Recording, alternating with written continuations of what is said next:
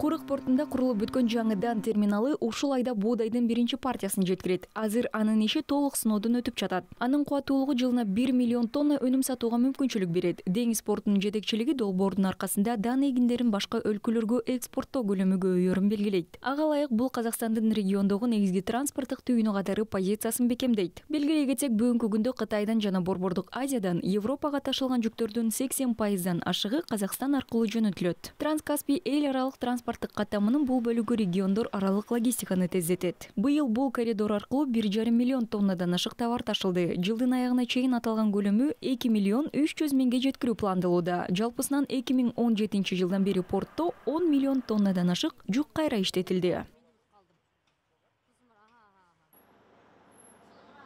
Солтүстүк пен оңтүстүк дәлиздерге караганда енді қазіргі геосаясий жағдайларға байланысты түндүк жана түштүк коридорлорго салыштырмалуу учурдагы геосаясий шарттардан улам орто коридордун мааниси жогорулады. Жылдан жылга транспорттук жүгүртүү да өсүүдө. Ушул 2024 жылга чейин биз 18 миң унааны оңдоп кабыл алдык.